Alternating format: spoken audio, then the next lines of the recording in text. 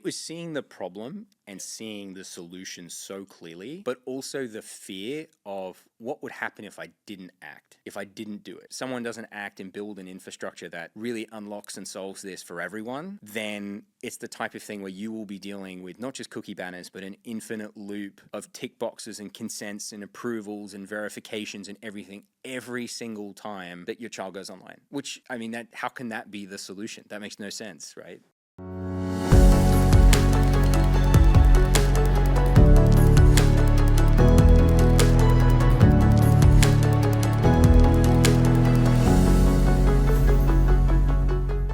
Kieran and his company KID is everywhere at the moment, and rightly so. They have burst onto the scene with a vision and level of ambition that feel far more deeply mission-driven than many companies out there. With a goal of creating a safer digital future for our children, Kieran is a founder you can easily stand behind. We talk through Kieran making the leap from being an established lawyer to a scrappy founder, the ideation, MVP, and now product suite that is KID, how he has built a global team from day one, and his lessons on how to effectively navigate the fundraising process. Whilst KID is still a young company, this episode is jam-packed with an abundance of learnings for any founders listening. I think you'll all enjoy this one.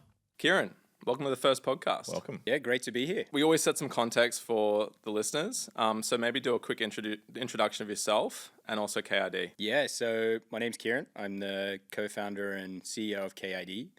We're building the future of the internet for digital youth. I've been an attorney for a decade and a half and started the company a couple of years ago, really with a focus of changing the paradigm around how kids and teens access online content today. Awesome. And maybe we'll start with like early upbringing, background, etc. You're originally from Sydney. I went into some depths of your experience in university grad, and you were doing Bachelor of Arts, communication. Maybe just talk us through like that whole origination story. Yeah, I did my law degree. I went to law school, but I didn't want to be a lawyer. So I was fighting tooth and nail to avoid it. And so when I finished law school and I finished doing the Bachelor of Arts, what I wanted to do was write for film and TV. So I jumped on a plane. I'd saved up throughout uni, jumped on a plane, flew to New York, pitched a tent, and then started wandering around cafes and writing every day. Found an agent eventually. As one does. Was writing for a lot of sort of competitions and things like that. So things went okay. But it turns out that there isn't a lot of money in writing for free. So by the end of the year, I'd run through the savings account, and I needed to call up the law firm that I'd interned at and say, can I have that job that I said I didn't need? But maybe taking a step back, I mean, what was the upbringing like in Australia? Was it just standard, middle class, typical? Was there elements even early on of an entrepreneurial spirit, people around you that were entrepreneurial? Like what was it like growing up in Australia back then? It was a pretty typical upbringing, I would say. I mean, we even had a white picket fence. That's how traditional it was. So I went to school 3 blocks from where I lived. Yep. Mum waiting at the school gate every day at 3:15. When I went to high school, that was down the road, so I'd ride my bike down there. So it was a very local experience in terms of the upbringing. And then it wasn't until I went to uni that I was actually doing some proper travel and jumping on a train and kind of getting exposed to more of Sydney, which is crazy to think about, given all the experience to date around the world.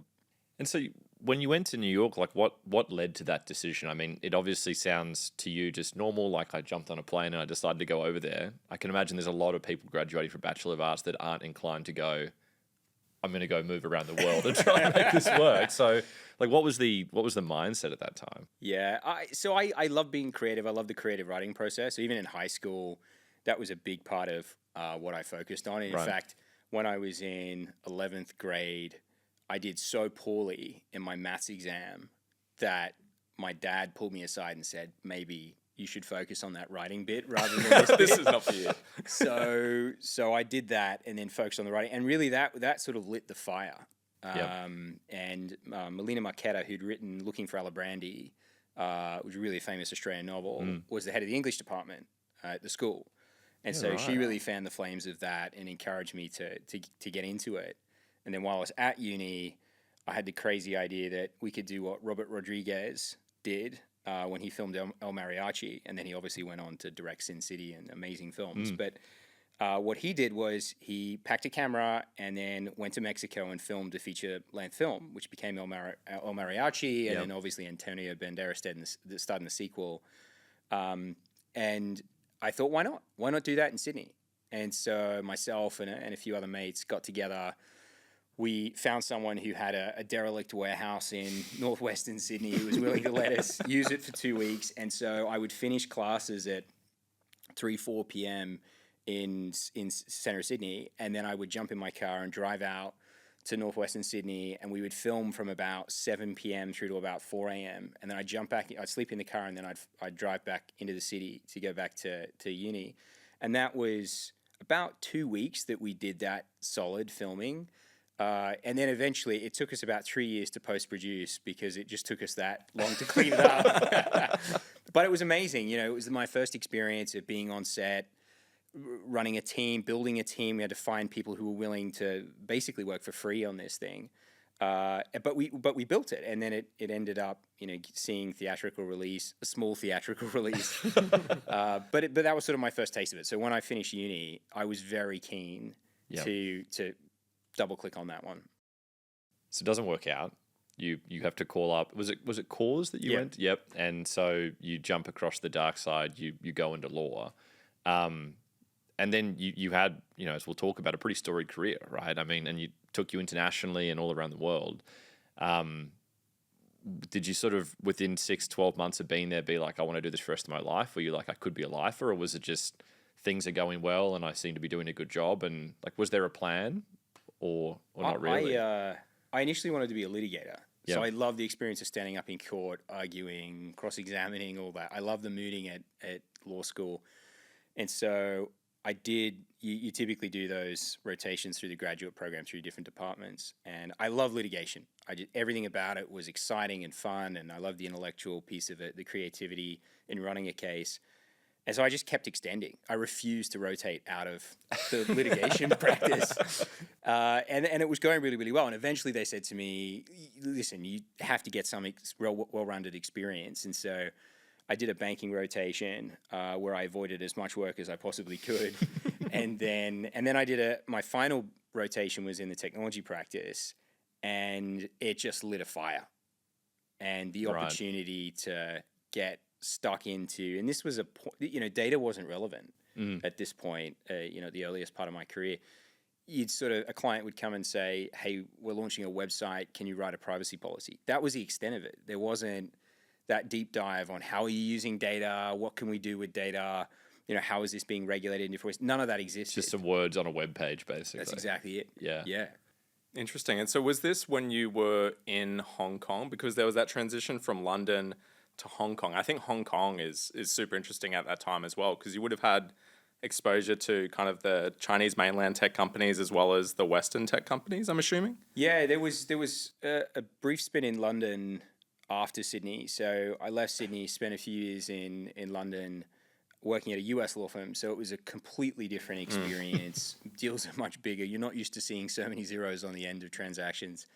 And then an opportunity came up to go out to Hong Kong and set up the practice from scratch. So ordinarily they would ask a partner to do that. I was a fourth-year associate and managed to convince them that it would be a good idea to send me to Hong Kong and build this thing. So went out there, and you're right, it was very much an experience of knocking on doors. I didn't have a client base. There was sort of no existing client or practice. So went out there and really just sort of started door knocking. And saying, hey, listen, I have this experience from US, Australia, UK, Europe. I have this sort of global perspective. If that's helpful for you in terms of the regulatory environment, give me a call.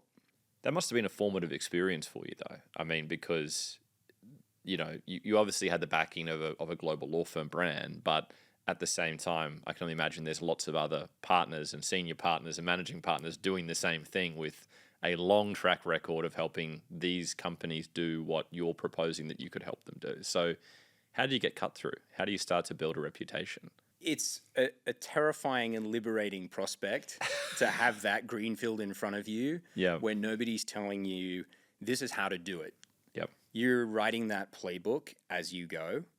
And what I found really exciting about that was I was bringing the best of all those creative skills I had spent so much time building in the earliest part of my career before I even thought about becoming an attorney. And so for me, it was really exciting because it was fusing those two strengths that I felt I had and being able to write that playbook. One of the things that I think was interesting at that time was we were really at this inflection point in terms of the generational shift. The traditional way, the traditional hierarchy of a law firm was changing, and in corporates generally, and moving more towards the sort of millennial attitude of, well, I'm just going to go and do it, and I'm going to give it, everything I have, and not wait. And so that sort of impatience was part of what was driving me. And so when there was that opportunity to go out and build the practice, I would go to events. I would typically be the most junior person at every conference I went to. But it meant it was liberating because I could go and have conversations in almost a naive way. Yep. Yeah. And so that really unlocked a huge amount and was the foundation of everything that got built. And in terms of sectors that you were looking at then, and obviously we'll come to the KID story, that's very much pegged into gaming right now. But like maybe just talk through some of the sectors and clients that you were dealing with on a day-to-day basis. Yeah, it wasn't necessarily by design, but what I had was that global perspective. And typically businesses that needed that global perspective were operating globally with single platforms. So it was a lot of tech companies that I was talking to. So anyone that was launching social, e-commerce, gaming was typically something that I could lend a pretty unique perspective to for clients operating in the region. So, I was doing a lot of exciting work for clients that were headquartered in China, in Japan, in Korea, that were looking at launching global products. And they were running up against a huge amount of complexity. You can't launch exactly the same game in the US as you do in China or in Europe and Brazil. It's a different experience. It's a different thing that you have to craft. And so I think I really enjoyed that intellectual piece, going in and really offering myself up to solve those problems. And so you had good success. I mean, you were promoted to partnership and things were looking like you could probably just go build a 20-year practice and career with what you were doing.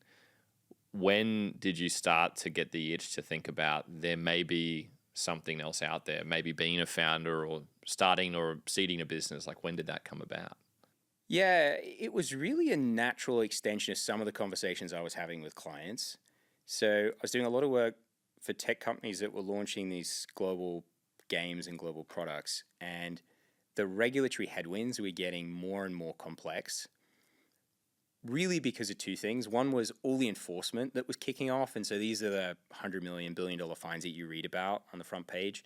And then there was all the new regulation that was coming in around how to deal with content moderation or algorithms and all the stuff that we're reading about now. And fused in the middle of that was the big, deep, dark secret of the internet, which is that pop-up that says, I confirm I'm over 13. And there were huge youth audiences that a lot of platforms were sitting on that were going to get caught in the middle of this tornado. And looking at that and projecting that forward, you could see where the world was going to go. Everybody had to deal with it. Everybody had to come up with a solution. And either you say, well, I'm going to try and build something to deal with this, or I'm not going to deal with that audience as well, and I'm just going to exclude them. Because it's a complex problem, it's a high-risk problem, and I don't want to risk my business by engaging that youth audience. But there's a third option, and that's what I liked, which was building infrastructure to unlock that for everyone who wanted to do it, because everybody was facing that same complexity challenge. And so I had a lot of ideation, a lot of thinking, and eventually it became too compelling of an idea to pursue. So, yeah, it was a good 12 months of doing that between the hours of 8 p.m. and 2 a.m. before rolling in full time. But it was something that the more I did it, the more I felt that it was going to have an impact, and I could see in a really crystal clear way what that was going to do in the bigger picture. and the impact it could have in terms of the online paradigm for kids. If I put myself into your shoes at that point, it's like there's two things, right? There's like one, the comfort of being in such a great career and on a great trajectory. And we speak to founders all the time that come from, say, a great consulting background or a great big tech background, and the motions that they have to go through to make that leap into founding. You've obviously talked through then, like, it was very, very compelling. Was there also like the personal angle of that as well? You're forfeiting a paycheck. You're going into completely the unknown of what's going to happen. Maybe kind of talk through that. Yeah, I obviously am a dad, and so I had 2 young boys, the eldest of which was very much at that point where he was discovering the internet and, tugging on my shoulder to say, hey, Dad, can I get access to this? Can I get access to that? I was getting 10 or 15 approvals on my phone a day for access to different things, some of which cost money, some of which didn't. You just get a pop-up saying, hey, they want access to this thing without necessarily context. So it was definitely the sort of thing that I was personally dealing with and seeing, okay, well, this is what the world does today. And this is me as a parent looking at this saying, well, it's not that I don't want him to go online. I do, and I want him to have this really enriching, empowered experience. But the challenge I have is that it seems to be this gap. Like, they go from school where it's a very protective environment, parents are very involved. How many apps do we have that, you have to engage with as part of your kid's education? And then there's the internet, right? There's a middle ground that doesn't seem to exist. And how do you take them from that protected cocoon of the education space, where they are going online, to the real world, and making sure that there are the pipes and the infrastructure to support that? I think when we first met, you were convicted of the idea, which was we have to go solve this. But this question maybe that you were still grappling with is, should I go solve that and be the CEO and founder, or can I bring someone in? Obviously, at some point, you made that decision. Walk us through how you went about that and when it became obvious that, hey, if I'm going to build this, if I'm going to be around this, I've just got to go do it full time. I was initially a very reluctant CEO. One of the things I spent quite a bit of time doing was looking for co-founders and trying to find someone who was interested in being CEO. And so I interviewed lots of people, spoke to a lot of folks who had founded companies, some who had been in the youth space previously, great people. And one night I had a couple of the team that I was working with. By that point, we had a few people working on the idea, building the tech. We had a few advisors, and one of them called me up and said, hey, could we catch up at your apartment tonight? And I was like, sure, yeah, no worries. The kids go down at this time. Feel free to come round. Well, it turned out that it wasn't just him. It was him and 8 of his best friends who had been working within the company or advising the company up until that point. And I realized 5 minutes in that it was an intervention. And I got sat down and told, you can't avoid this. You have to go and do it. And they then proceeded to go around. It was literally an intervention where they went around the circle and said, this is why I think you would be the right person to lead this. This is why I would, and so on and so forth. And the last person who spoke was we were out on the deck of the apartment, and he was fortuitously positioned just underneath a light, sat with his legs crossed, looked like Yoda. And it got to the end, and he said, you know what the right answer is. And I thought, I'm being Jedi mind tricked right now. And that was it. That was the moment where I took it away that night, and I woke up the next morning and I thought, I will always regret it if I don't go and do this. Yep. I have to go in 2 feet and back myself to do it. So before we then jump into KID, to close off on the legal career, like, how important, not just from identification of the problem statement, but the skill set has translated so far into the founding journey? I was probably one of the few, I won't say only, but one of the few lawyers who would get a request from a client saying, hey, we want to launch this game in 20 countries. And I would send them back a markup of the UX with Figmas, and it would tell them how to design the product. And I would have synthesized, okay, this is what we need to do in Korea and Japan and Brazil and Australia. And this is how we're going to deal with the different consent frameworks and this, and these are the record retention piece we need to deal with the back end. And then I would write it up as a Figma and the UX and then send it back. And because I had been doing that for so long, I knew what it took to build this at a product level. If you're going to take this problem and you're going to solve it, and not just send a memo of legal advice back, but actually say, this is how we do it, and now how we do it at scale. That was the piece that I think I'd spent probably 4 or 5 years doing a lot of for different global products, well-known products. And now I was looking at this in the context of this particular problem and thinking, I could do this. I understand how to build this in a way that's going to make the right impact.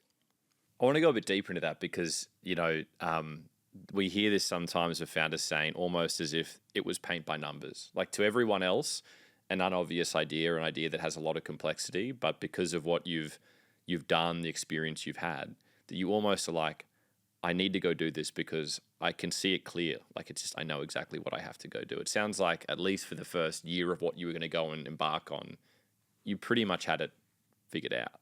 It was seeing the problem and seeing the solution so clearly, but also the fear of what would happen if I didn't act, if I didn't do it. And recognizing that for this particular problem, there were 2 different paths. One was where I don't take this leap, and as a result, everybody building online worlds comes at this same challenge as a brand new problem, builds whatever infrastructure is relevant for their particular platform, does it in a way that makes sense for their particular user base, their parents, their whatever exists in their ecosystem. And you multiply that by hundreds or thousands of different platforms. It's the wall plug analogy, right? Is that if you don't go solve the platform, everyone ends up doing it in a different way, right? Exactly. Yeah. And you're looking at that and thinking, okay, I'm compelled to go and build this infrastructure and do this. And I also know what I'm going to be thinking about in 10 years if I don't do this. It could become this decade's cookie banner. That's the risk. If someone doesn't act and build an infrastructure that really unlocks and solves this for everyone, then it's the type of thing where you will be dealing with not just cookie banners, but an infinite loop of tick boxes and consents and approvals and verifications and everything every single time that your child goes online. Which, I mean, that just, how can that be the solution? That makes no sense, right? Yeah. I want to talk through founding team because you've got a reputable cast of people surrounding you right now. But I do want to touch on something you mentioned before around that original cohort of crew that kind of persuaded you to be the CEO. I mean, you're not like, I wouldn't say you're on paper a technical founder, so you had to find people to help you build, design, etc. Like, how did you source those people at the start? When we first started out, it was myself and Timothy, who was leading the privacy team at one of the big tech companies. And we had worked together for a decade, knew each other really, really well. And we were at go-karting. And in between circuits, we were super competitive. In between circuits, we had this conversation about the problem of youth online. And it was one of those conversations where it just, we were bouncing off each other, the ideas, our experience, and KID naturally fell out of that conversation. It wasn't called KID at that point, but the problem, the solution fell out of that conversation. And then the next day sent him, I just was infused with this idea. And so I smashed out a deck. I smashed out an investor deck. I didn't have a product. I hadn't thought through go-to-market or anything like this. But me, from my layperson perspective, was thinking, well, that's what you do, isn't it? When you do a startup, you prepare an investor deck. I didn't realize that's not usually where you start. Yeah. But that's what I did. And it helped me articulate, I think, the vision for the problem we were solving and working through, okay, what are the different things that we're going to have to solve as part of this. Sent it to him, and he responded to me, and he said, I'm in. We got to do it. And that was it for me. His conviction doubled down for me that we could do this, and we could do it together. And so that was the initial spark that lit everything. And we spent 3 or 4 months interviewing development houses, finding contract developers, writing up Figmas and prototypes of what the UX could work like, could work with, how the interface needed to interact with the different regulatory requirements. We were building our dream product. The thing that we had always wanted to build was what we were there ideating on. And so I would go from my work day and then the fun bit, which was sitting down and learning how, I'm still not very good with Figma, but I was able to, in a clunky way, get my way around so I could articulate what the vision could look like, or at least sort of plant the seed in people's heads where they could see and say, okay, it's a bit janky, but I get where you're going with this. And so that was kind of the beginning, and we started building out the team from there. And so since then, you've got a really solid founding team and leadership team, all come from incredible profiles. How did you kind of convince them to join you on this vision? Like, it's obviously so mission driven from what you're saying, but obviously those people too need to take that leap of faith. Was it difficult? Everyone who became part of the journey had high conviction on this being a problem that needed to be solved for various reasons. So Jeff had his experience at 2 of the biggest tech companies in the world dealing with this issue firsthand. He'd built trust and safety teams. He had been on the receiving end of calls from law enforcement when things were going on social platforms.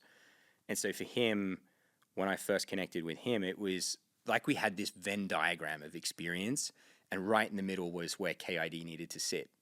And so again, it was a very natural fit. And with Julian as well, with Akash as well, they had seen this problem from different perspectives. And I think that's what made for us a really powerful founding team. Was we had all been seeing different parts of the elephant, and together we could actually see what that looked like as a whole. And that was ultimately what enabled us to articulate the grand vision of what we could be doing if we joined forces. Epic. I think we have a lot of conversations with founders on this show, and different founders think through their co-founding team, and they can be friends, like from school, and sometimes that works remarkably well, and sometimes that doesn't work. Other founders go into the depths of finding what their weak spots are and go, okay, I need a technical founder. I need someone that's good at marketing or sales motions, etc. It sounds like you just wanted different perspectives of the same pain point or the same problem statement, and that was, sufficient enough to like land that founding team. We were very intentional, I would say, around what we knew we didn't have. So Tim and I had the legal tech background, how to deal with privacy and the global regulatory piece. We were missing trust and safety, and so we identified that really early on as a piece that was really important. Business, neither of us had run a business. We didn't know how to price a SaaS solution or anything like that, and so we needed someone who understood how to build that out, how to build a pricing matrix and all those sorts of things, and that was Julian. And then on the tech side, we needed someone who had experience building family platforms, family experiences at scale. And so Akash brought that because he'd obviously worked at a big gaming company, had built some of the biggest and most popular experiences in the world. Here is the unique thing for us, is every conversation that I have had since I began this journey, within the first 60 seconds, someone will say, well, I'm a parent, or I have a niece or nephew, or when I was a kid. That happens with such consistency that I know that when I'm talking to someone about what we're building, that they will get it, whether for themselves, whether for their kids, whether for someone they know, they will understand how important this is to as something that needs to be created. And so when I've been talking to people about coming on board as part of the team, that same conversation happens. And that's what's exciting, is you see that there's this passion around solving this, and it's one of those things that we just experience each and every day. I mean, how many pop-ups do we all click through? How many pop-ups do our kids click through? And here's the mental thing, is you think all of the regulation that was put together around the internet was mostly built in the mid-90s. And that was a world where we as adults at the time were first getting exposed to the online environment. We're now living in a world where kids are going online younger than ever, building their community online earlier than ever, learning how to socially interact online earlier than ever. And yet that is still the foundation of the internet. And so it feels like we're at an inflection point where there's an opportunity to change gears and say, well, let's just take a minute and rethink how the paradigm should work for a generation that is born into communities and social experiences that will be online. And that may often be their first experience of building a community or their social experience. I want to touch on timing a little bit, because I think one of the things that's interesting is as you get deeper into what you do and what you're trying to solve, it's pretty obvious. It starts to smack you in the face. And I'm sure this is what you see a lot, whereas people are like, how has this not been solved before? But then you come back to timing and you go, well, maybe it's that it's only really been in the last X years that this has been something that big gaming companies and e-commerce companies not were forced to, but recognize this is critically important. Do you feel like that's true, that really it's only now that you can go and do this? Or is it just that the problem's been there the whole time, it could have been solved, it just needed the right team to go after it? I think that's right. So I publish this monthly newsletter where we send out updates about what's changing around the world. And when I first started putting that together, even 6 or 7 months ago, and with the conviction I have around the problem, I had a couple of folks who I work with every day who said, but do we really think there's going to be enough content? Do we really think that there's going to be enough changing that we can justify an update to people every 4 weeks saying, here's what's changing around the world? And what's crazy is I sent out our recent newsletter a couple of weeks ago, and in that is a new kids code in Vermont. Today, the governor of Vermont vetoed that kids code and said, not now. That's how quickly things are changing. Within the space of a couple of weeks, you can go from an inflection point where you have nothing to something, or something to nothing, or somewhere in between. And so the speed of change at a global level is unlike anything I've certainly seen in my career in terms of regulation. Let's maybe gear shift to KID itself as it stands today, because I think that's a good, that Vermont example is very applicable to the underlying data structure of what you guys have built. So the product suite as it stands is you have a global compliance engine, you also have the actual database itself, and you also have a family-facing product as well now. Do you want to maybe talk through each one of those? Yeah, so each is built upon the foundation of the one before it. So before if you were to deal with this problem today, how would you do it? You would go to Google and you would pick a country to begin with, and you would start with the question, what is a child? Before you deal with features and algorithms and how everything works, what is a child? And so you'd punch that into Google, and Google would hopefully tell you that the age of a child in the United States is 13. Except in California for a bunch of reasons, and then except in New York and a handful of other states for various reasons. And then you deal with exceptions depending upon what sector or what industry you're dealing with, because then what as a child is different. And you start going down that decision tree, right? That's the very, very beginning of solving this problem, is what is the answer to each of those questions? And that's just what is a child. Once you move on to, well, what do I do if kids want to talk to their friends? What do I want to do if kids want to talk to the community at large and engage in those open spaces? What do I do if I've got advertising in my platform? How about if I'm introducing certain AI features? So in games, there's a lot of AI bots now, where a lot of the in RPGs, a lot of the character interactions are now with AI. And so you can ask anything. And so what does that mean in terms of the input and the output? That cascade, that decision tree is incredibly complex. And so that's where we start. That's the database. That's what we maintain judiciously every single day. And we have Slack channels that just blow up when there's tons of updates. Rwanda introduced a whole suite of regulation recently as well. And so we were thumbing through all of that to make sure we could articulate it in the database. So that's the fundamental layer. The second layer is obviously the engine. So that's where we come into our own. We parse the database, what's in there. What's in the database is a range of things, right? You have strict legal requirements, you might have guidance, codes of conduct, and then you have best practices based on things that are happening in that particular market for social or political reasons.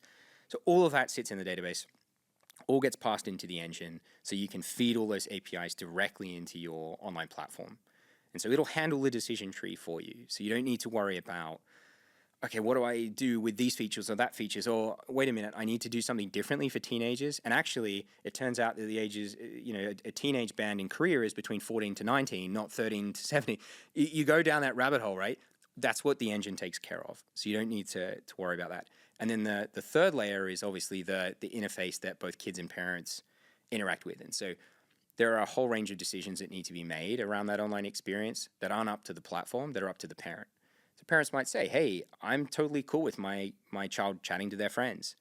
Or in certain countries, in certain states, you might have to deal with certain requirements around teenagers and involve a parent in some of the decision making. So that's what the parent interface is for. And so they're sort of the three tiers of the platform. You need to start with the first one in order to build each one that's put on top of it. I think one of the things that's really interesting is this idea that you can build a platform standard, that you can be the layer that, hopefully over time, every company just goes to because it's default and you're like, well, I plug this in and I make sure I remain compliant.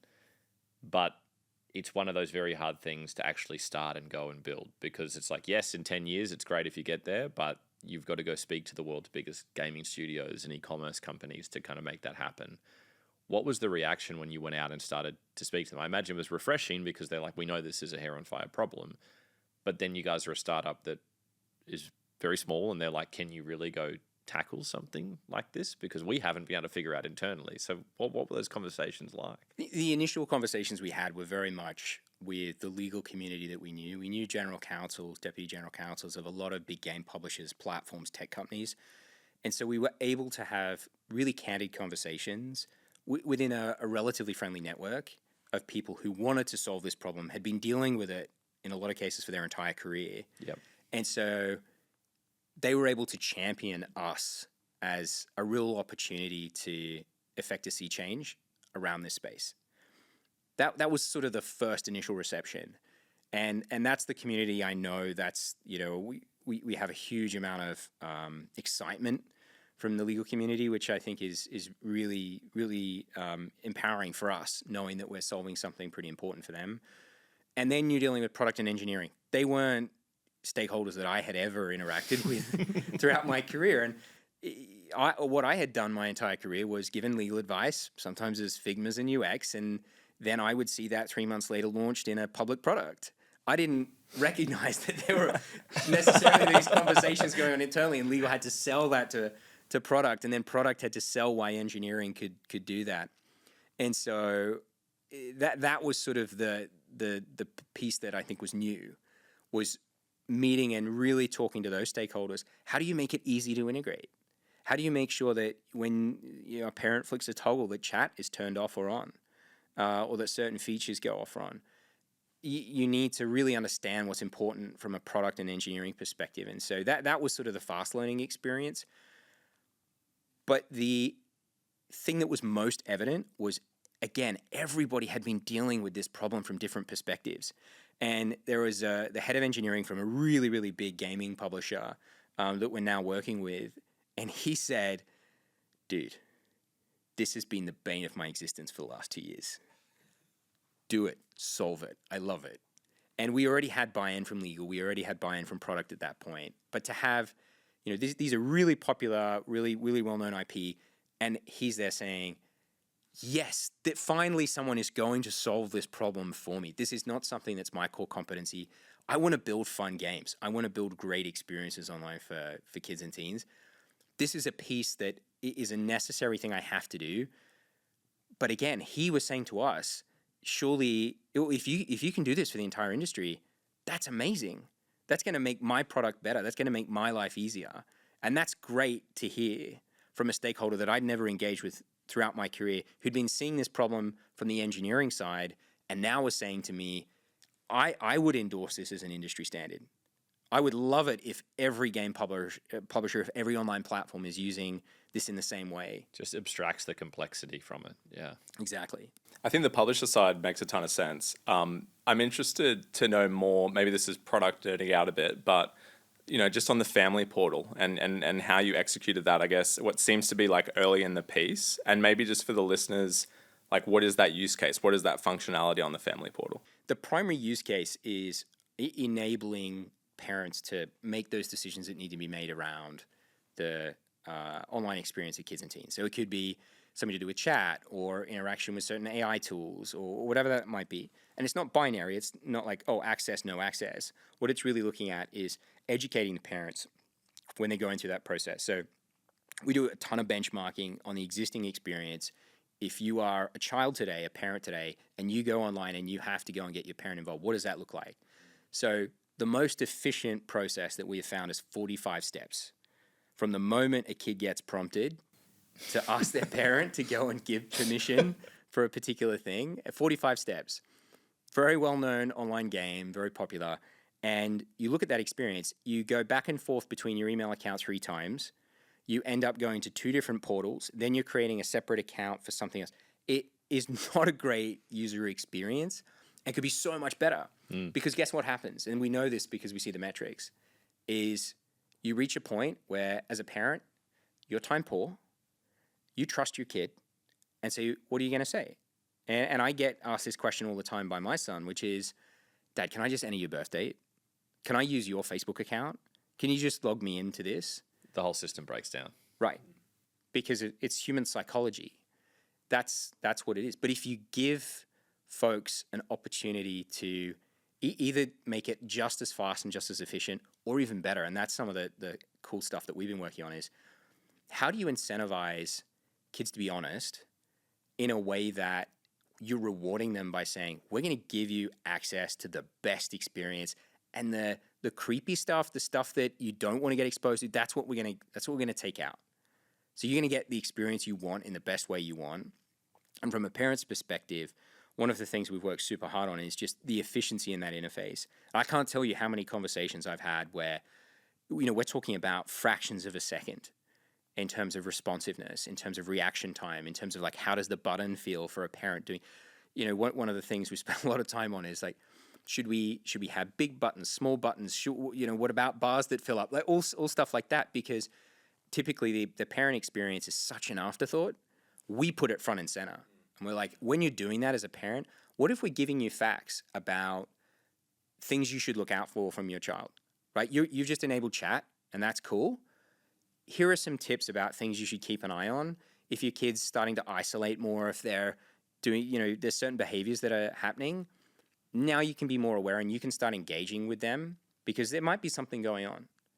And you can take that moment to really engage with the parent and help them to engage with their kids' online experience. That's where we get excited, because that's what we want to use that opportunity, that platform for. And how do you think about, we're still early in the piece, obviously, but how do you think about product vision over the next couple of years? We have so many different paths we could go down. Yeah. We've built an infrastructure platform, and that means that there are so many things we can build on top. And we get asked to build a lot from clients now. We've been asked to build, payment rails because we have the parent-child relationship. If parents need to request, or if children need to request, certain payment approvals and things like that, we have the infrastructure for it. Single sign-on for kids, which doesn't exist today. You have plenty of options to log in with Facebook and even with tools like Google and Apple, that won't necessarily operate for third-party apps and services, just first-party. There isn't that opportunity for that one-tap easy login for kids today, even for things where it's okay for them to be. So all of the things we can build on top of that is a lot of what's keeping me up at night now, because there is a lot, and there's a lot of people who are asking us to solve a lot more than the initial piece we went out to solve. Let's talk about team. So, founding team we've spoken about. How have you thought about culture, particularly because the way that you guys have built has been fairly distributed, right? It's been about, let's get the best talent because this is a global problem that we're solving. How do you build a culture when you're starting from really a global from day one problem statement and a globally distributed team? Communication and empowerment. The more you communicate your vision, the more you spend time with people about what's important to them, the more that you will be able to bring out the best in them. And so one of the things that I spend a lot of time on is one-to-ones with the team, everyone, whether it's an intern who's with us for 2 weeks, whether it's my CTO. It'll be exactly the same amount of time, a 15-minute one-to-one once a month, where I get to spend time with them, asking them, what do they want to do? What's something else they want to do? And I had an example recently where we had a particular designer who was really interested in building Unity games. And they said, look, I'm applying for college at the moment. I'm really excited about doing these sorts of things to build games and not just do the design element. And so I said to him, hey, let me connect you to someone in the team who's actually working on some Unity stuff. And let's see if we can make something happen. You can at least get some experience in that. And now they're building all this cool stuff in Unity. And so that's where you can take a one-on-one, understand what's important to someone and say, let's find a way to unlock that potential. That's what's really exciting and I think is core to the culture. So I think the communication piece is incredibly important. I think the other thing that we spend a lot of time on is really empowering people to make decisions when it comes to whatever it is that sits within their domain. We share a lot of knowledge. We talk all the time as a team. And what I try and do is really seek out opinions of as many people as I can before we put the foot on the accelerator and choose a direction. And so a lot of what I'll do is spending time with my co-founders, spending time with my CTO or engineers that are working on the problem set, spending time with clients, understanding what is it that you personally want to solve for this. I understand the macro piece, I get that, but what is it that you want to solve for? And often, again, that will bring out really interesting thoughts and opportunities where I've had one experience where one of our engineers had said, well, one of the things I really want to solve for is the way that this piece of the engine works and the way that we're dealing with updates. How do we pair those in a way that someone like me as an engineer in-house at a game publisher would be able to understand the legal stuff that you guys are telling me needs to be passed through the database? And so that led to all these info tips that we created as part of the interface and really helping to convey to engineers and educate engineers, hey, this is why these settings exist. You're not operating in a void. This is why there's this toggle or that toggle. And so it brings people in because then you can say to someone, go build it. Now that you understand what the reason for this thing is and you want to solve it because you're solving it for yourself, go and solve it. And we'll empower people to go and do that. So they're the two things that I think have been core to us building the early part of the culture. What's been the hardest thing so far? Finding time to sleep. I think we've come across a problem that everybody knows needs to be solved. And we have enormous tailwinds from whether it's regulators, former regulators, folks we know in government, clients that we're working with, platforms, or a lot of people we talk to. We're parents and we talk to a lot of other parents. So a lot of people who want to solve this. And so that can be a lot of pressure to take on.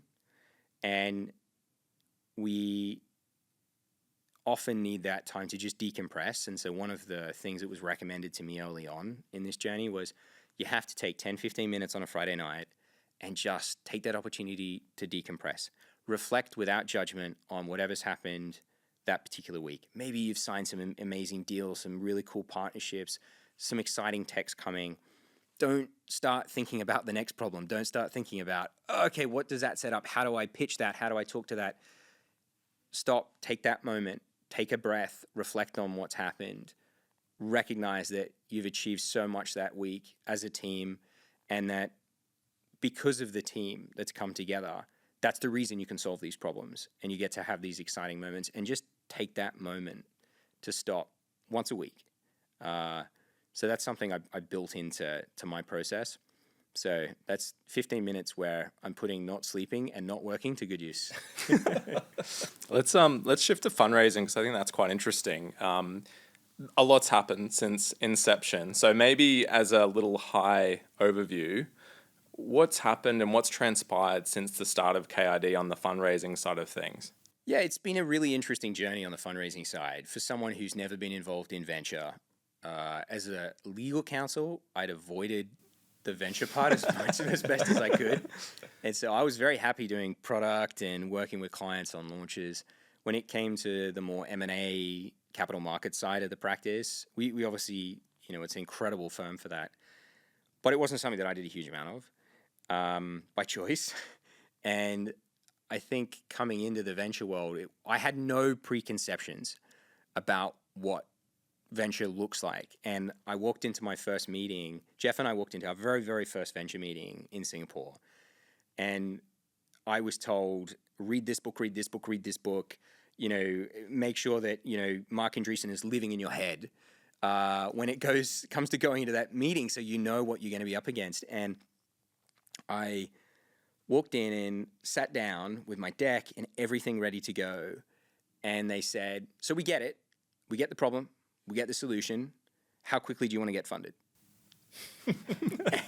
And Jeff and I looked at each other, and I did this double take. And I said, do you want to go through the deck? He said, no, we don't need to go through the deck.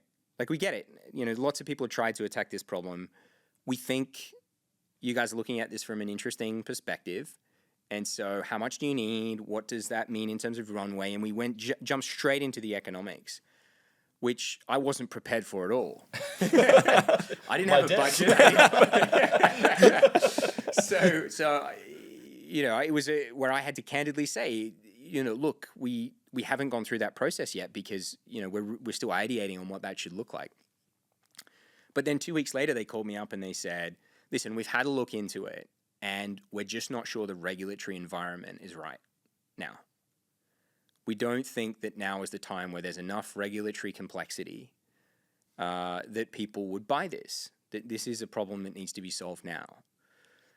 And it was a real kick in the teeth, because I'd had this incredible first moment going into a venture meeting, and now 2 weeks I was crashing back to earth. And that set up for me, I think, a really good lesson in don't go in with any preconceptions.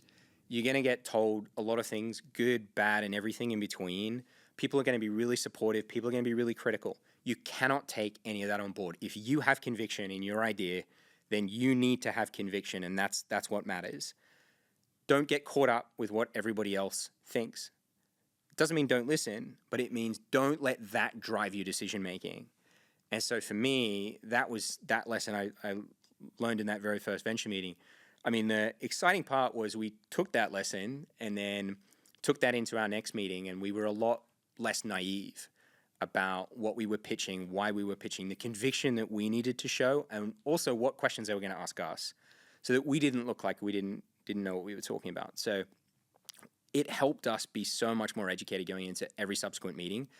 I've done 98 meetings with VC firms so far to date, and I have learned something from every single one of them.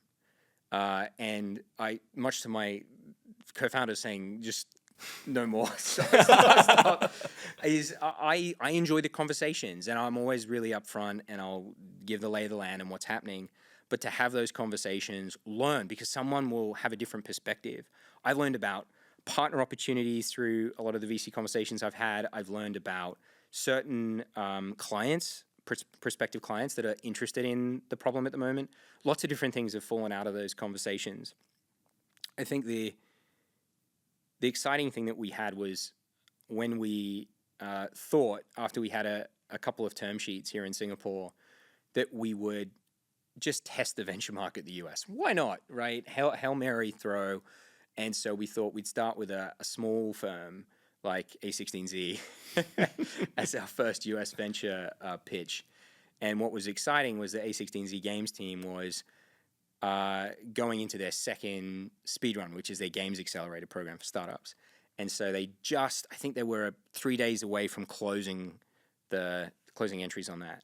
And so we pitched them at just the right time, where they said, hey, we think you would be perfect for this.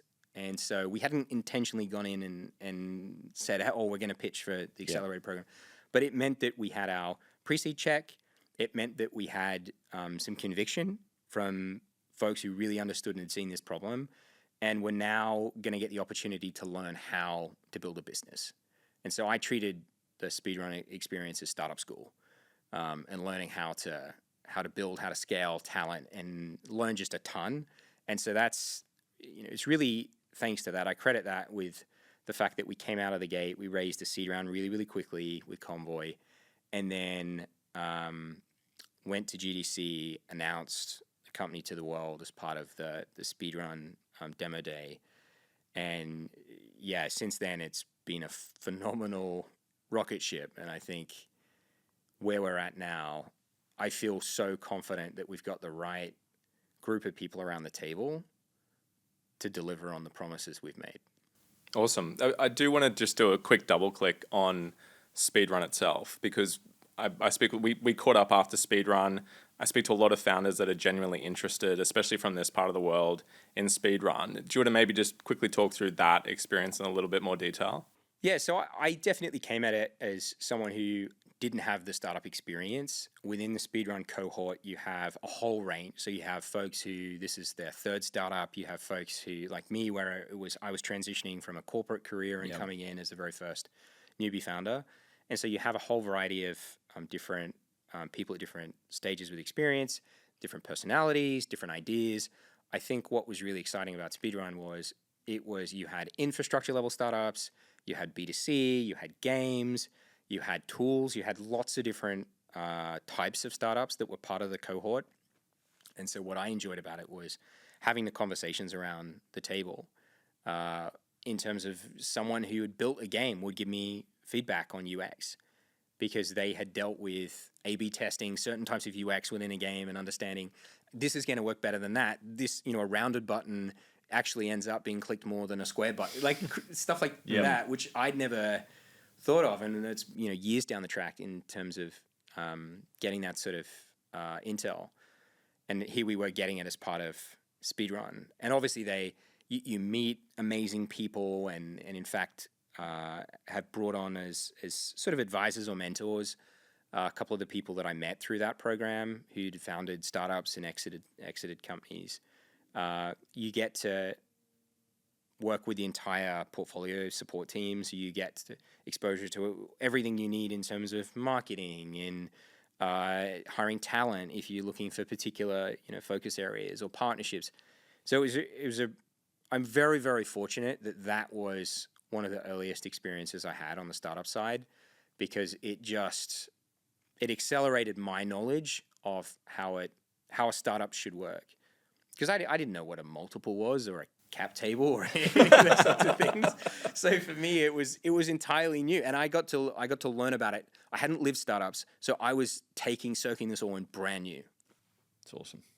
I think if you could just give one piece of advice, because I think as an outsider looking in, especially for early stage founders who are listening, you've run a pretty good process, even though there's been the peaks and the troughs.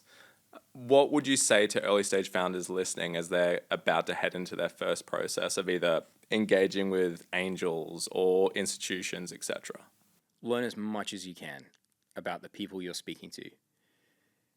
I found that the best meetings I had, both directions, were where I had read up and understood who I was talking to and their personal background, and they understood my personal background, because you can immediately jump into what you both feel are going to be those connections. And so I had conversations with VCs where they had worked in the B2C space and they had worked in consumer gaming as it relates to kids. And I was immediately able to ask, hey, how did you deal with that particular problem when you were working at that company or when you built that company?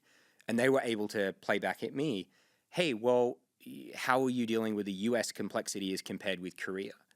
Because they understood the framework. So we were able to have those conversations in a really meaningful way. And so I treat now time as more valuable than dollars, and the way that you can maximize the value of each unit of time. I know that sounds very loyally, but the way that 6-minute increments.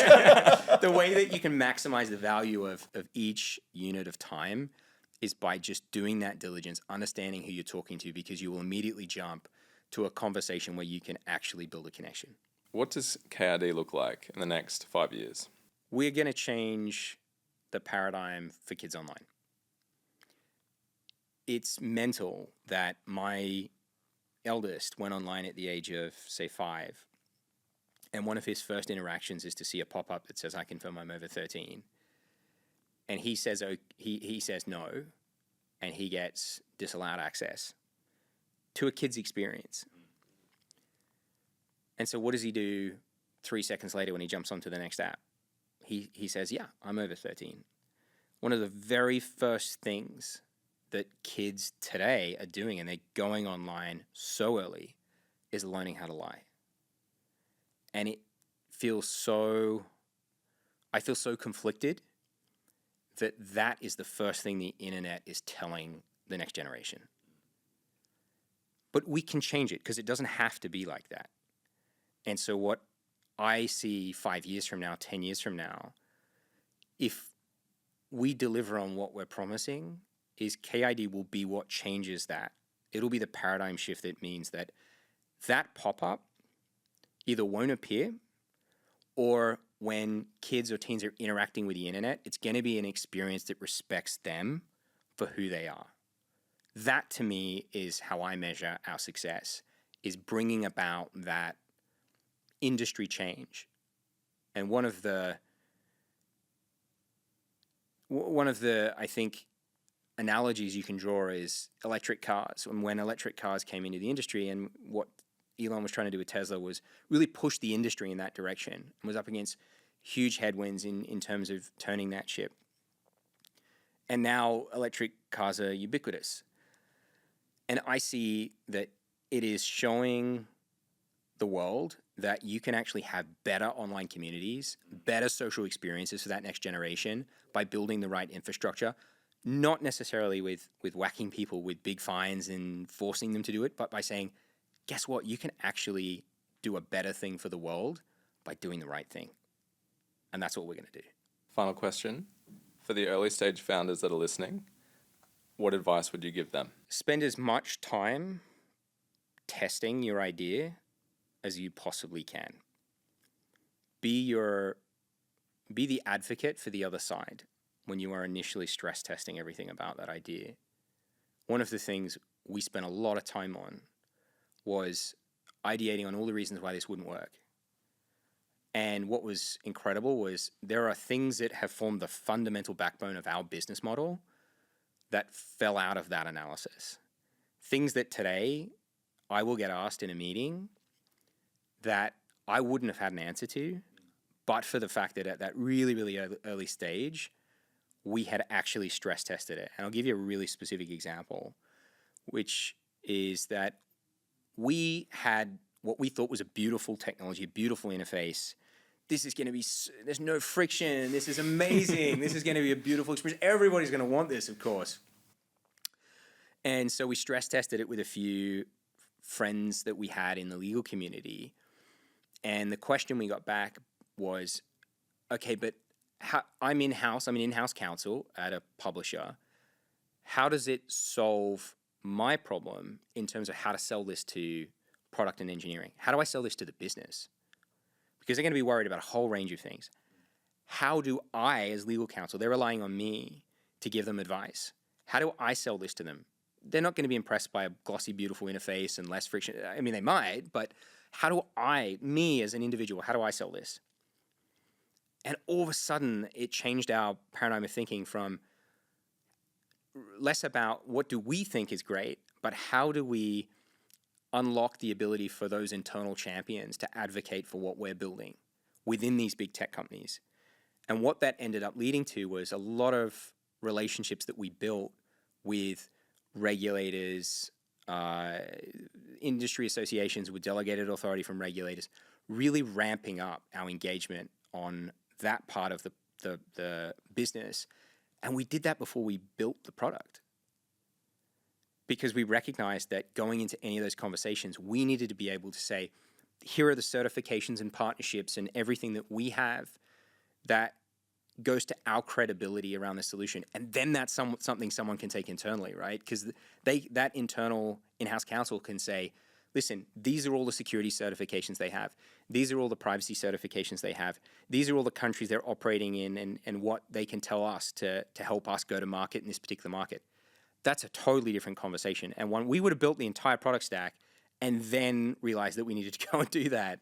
Yeah. And not most early stage startups wouldn't do that. You're not going to jump into an ISO certification as, a 3-week-old startup. But we did, because we recognized that it was going to be fundamental to unlocking the ability for those internal champions to advocate for us. Kieran, thanks for joining us on The First. Thank you. Great to be here. Thanks, guys.